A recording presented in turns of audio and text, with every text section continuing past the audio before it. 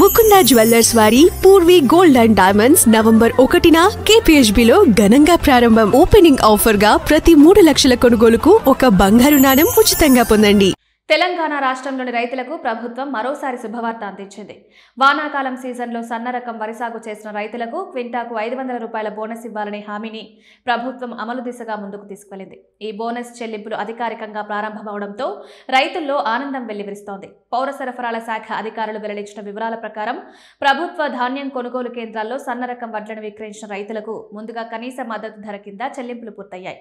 ఇప్పుడు బోనస్ మొత్తాన్ని విడతల వారీగా రైతుల బ్యాంకు ఖాతాల్లో జమ చేసే ప్రక్రియ ప్రారంభమైంది.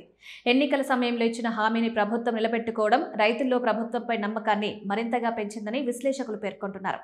రాష్ట్రంలో ఈ వానాకాలం సీజన్ వ్యవసాయ రంగానికి చాలా అనుకూలంగా నిలిచింది. గత సంవత్సరాలతో పోల్చితే ఈసారి వరి సాగు విస్తీర్ణం గణనీయంగా పెరిగింది. మొత్తం 65.96 లక్షల ఎకరాల్లో వరి సాగు నమోదు కావడం రాష్ట్ర వ్యవసాయ చరిత్రలో ఒక కీలక మైలురాయిగా భావించబడుతోంది. వ్యవసాయ శాఖ అంచనాల ప్రకారం ఈ సీజన్లో సుమారు 158.85 లక్షల టన్నుల ధాన్యం దిగుబడి వచ్చే అవకాశం ఉంది. అందులో 92.62 లక్షల టన్నుల సన్న రకం వడ్లు కాగా మిగిలిన 66.23 లక్షల టన్నులు దొడ్డు రకం వడ్లు. ప్రభుత్వం మొత్తం 80 లక్షల టన్నుల వడ్లను కొనుగోలు చేయాలని లక్ష్యంతో ముందుకు సాగుతోంది. ఇందులో సగం అంటే 40 లక్షల టన్నుల సన్న రకం వడ్లు ఉండడం ఈ బోనస్ పథకానికి ఎంతటి ప్రాధాన్యత ఉందో చూపిస్తోంది.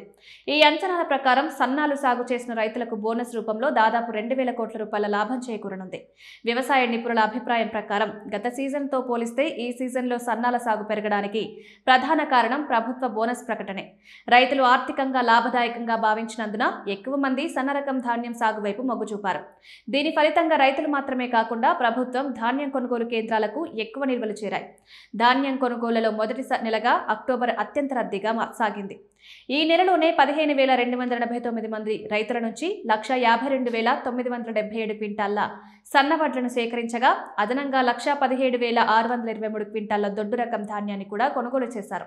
అక్టోబర్ నెలాఖరు వరకు విక్రయించిన ధాన్యానికి కనీస మద్దతు ధర కింద 646.41 కోట్ల రూపాయల చెల్లింపులు చేయాల్సి ఉండగా అందులో ఇప్పటికే 372.78 కోట్ల రైతుల ఖాతాల్లో జమయ్యాయి.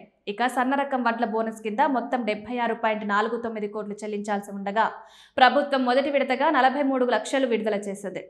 ఈ బోనస్ చెల్లింపులు కొనసాగుతున్నాయి. మిగిలిన మొత్తం కూడా త్వరలో విడతల వారీగా రైతుల ఖాతాలో జమ కానున్నాయని అధికారులు తెలిపారు. గత యాసంగి సీజన్కు సంబంధించిన సన్నాల బోనస్ బకాయిలు 1,159 కోట్లు ఇంకా పెండింగ్లో ఉన్నాయని సమాచారం. ఈ వానాకాలం చెల్లింపులు ప్రారంభమవడంతో యాసంగి సీజన్ బకాయిలు కూడా త్వరలో విడుదల కావచ్చని రైతులు ఆశాభావం వ్యక్తం చేస్తున్నారు. రైతులు చెప్తున్నట్లుగా ఈ బోనస్ సకాలంలో వస్తే తమకు రుణభారం తగ్గి తదుపరి పంట సీజన్కి అవసరమైన విత్తనాలు, ఎరువులు, నీటి సదుపాయాలపై సులభంగా వ్యయం చేయగలమని అంటున్నారు. మొత్తానికి ఈ బోనస్ చెల్లింపులు రైతుల ఆర్థిక స్థితిని బలపరుస్తూ వారిలో కొత్త ఆశలను నింపుతున్నాయి.